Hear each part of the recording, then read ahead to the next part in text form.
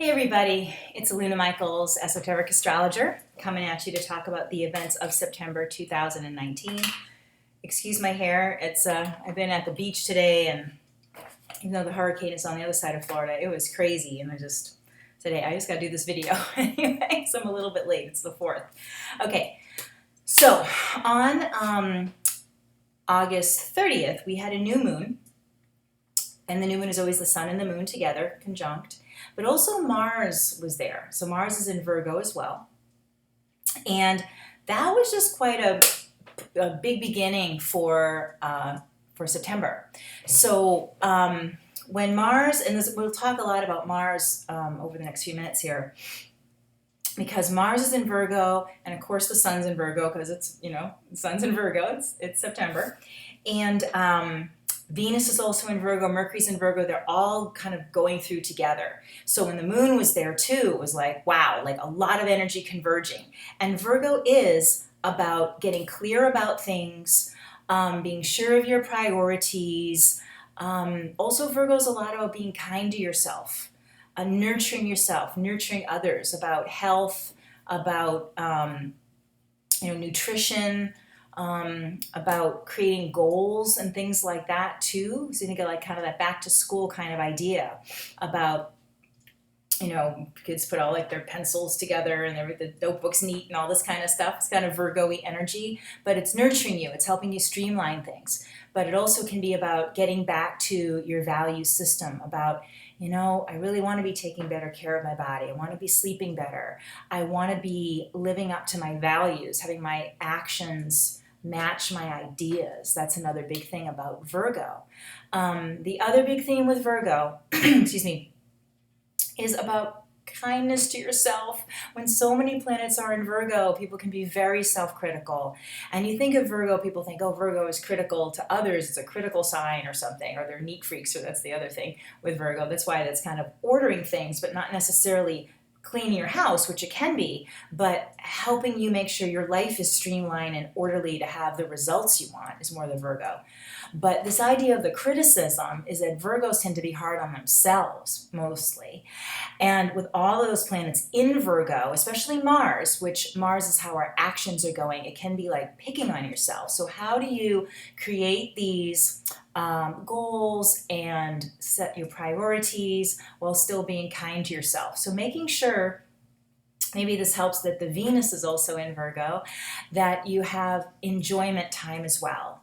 Because Virgo is very wise. So when all those planets are in Virgo, that tendency can be, to overdo it, overwork, over-organize or whatever.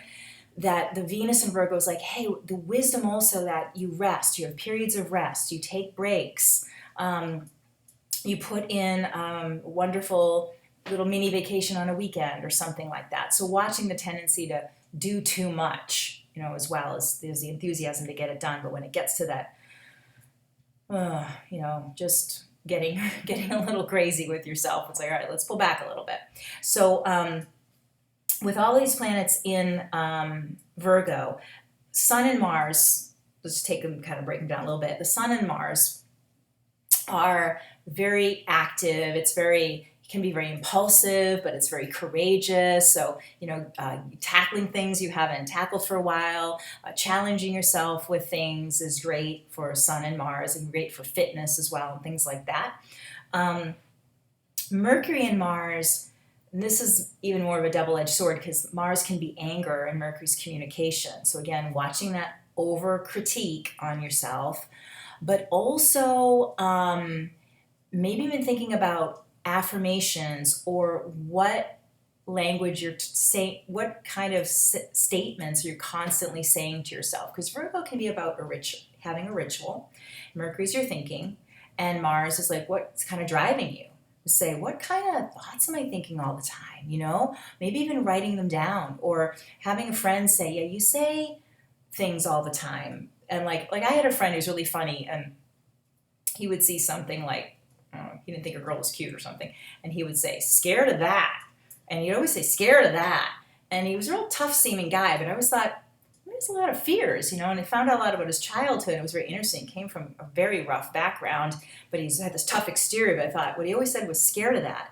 And it's like, so people say, what are the fears that you're facing, or how could you overcome things? Or, you seem one way on the outside, but your repetitive thoughts, or if you're, again, a friend is kind of helping you be accountable about that, the things you always say, or, you have knee problems and you say, I can't stand this, I can't stand that. Oh, what kind of signals are you giving yourself through the thoughts going over and over again? So that can be something to work on too. Then we also have Mercury next to Mercury next to Venus. So Mercury, again, that communication, and Venus is the sweetness. And that's what I was saying in the beginning too, that just having Venus in there with the combinations is going, let's calm down, let's remember the kindness, and also gratitude, blessing yourself about things, part of the kindness. So I don't want to break down every combo of all these Virgo planets, but you get the idea now. So the other cool thing is that while all those planets are doing that, the planet Saturn is trining. That's a good flow of energy, a positive flow of energy. All those planets are in Virgo, Earth, and Capricorn is Earth sign. So Saturn's in Capricorn. We'll also talk about Pluto, which is also in Capricorn. But first, the Saturn working to trine, do nice angles to all of those Virgo planets. And Saturn helps again to get things in order, to have gentle discipline, to be consistent with the things that truly work for you, and to be able to put out the things that are not useful instead of like, I messed up. The Saturn's like, nah, it's just not useful, And Saturn and Virgo work really well together when they're clear and precise and kind, And if you kind of think of that, like, is this helpful to me? I know people are into that organizing lady, Marie Kondo. Didn't read the book, but her thing is to say, does this bring me joy?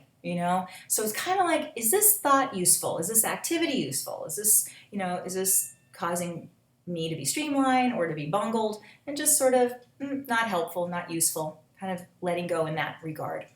Then with the planet Pluto, also working with all the Virgo planets this month, Pluto is also a sense of being really determined and empowered, so you really feel the results of having let go of certain things that aren't serving and putting things in place that are serving. It's like, yes, I feel good about this. This feels right. I feel it in my bones. It's also Saturn and Pluto, just feeling it in the core of you, So that's mostly going on, with all the different planets in Virgo. Those are going on all throughout September on one level or another.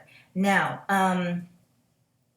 the interesting part too is that while Saturn and Pluto are making all these like yay angles to the Virgo planets, Neptune is in Pisces, which is the opposite of Virgo. So Neptune is opposite all those Virgo planets. Now, this is the trick here, because Neptune can be confusing or can be self-doubting, and that can be one of those things you can really surmount this month, is when it feels right and then something goes in and you let it sort of stink it up or worry about it, or someone doesn't give you the feedback that you feel in your core, and it's like, well, do I really feel that good? That Neptune is almost like a devil's advocate and saying, let me watch out for that. And just say, no, it felt good, it felt right. And it's not from a space like, I think it is. It's like, I feel it is, this feels right. So if there's another level of, even if you say, I want to, not eat chocolate cake because it's bad for me and I break out in hives and I eat chocolate cake or something. Yeah, I haven't been eating chocolate cake. That's good. And then you go to this birthday party and they're like, here's some chocolate cake. Oh, well, it doesn't make me feel good. Oh, well, it's organic. No, but Neptune is kind of like, come on, you want it, right? You can just stop, you can go off of your principle, right? It's okay. It's like, no, I won't feel good if I do that. So looking out for the little temptations or the double thinking things, as that Neptune is also there. Now, when we have the full moon on the 13th and 14th of September, we have that sun opposite moon in the full moon, and Mars is still pretty close to the sun, so it's helping to give some backbone to it. But then the moon and Neptune, so the opposite with the moon over there, the Neptune's next to the moon. So that could be one of those times that it's especially strong about, am I really doing the right thing for me?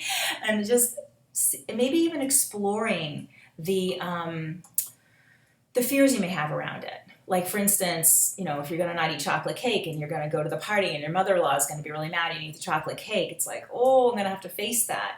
or standing up to people, like if whatever, you don't like the way someone's talking to you and you realize you need to, well, let's even say this. Let's say you want to meditate every day and your roommate likes to blast music in the morning and you have to kind of confront and say, hey, could we have a quiet time between 8 and 9 in the morning or 7, 8 in the morning before we put the music? And standing up for that principle. And even though it's a little scary, Neptune, but it is important to me. It's important to me, the other planets are saying. So there could be, again, an opportunity to stand up gently for your needs at that time, and making sure not too much self-doubt. And then when we go to the new moon at the end of September, the sun and moon, of course, close together, this time in Libra, and they're going to be opposite Chiron. Chiron's not a planet, but it's they think it's a comet that got caught in our solar system. That's between Saturn and Uranus, and has a lot to do with healing. And so that new moon, more to do with relationship things. So as we get later in September and the sun moves into Libra, that kind of shifts more about how these changes you're making enhance your relationships, and trusting they're enhancing the relationships, even though it might cause some sort of problem, like say with the chocolate cake and your mother-in-law.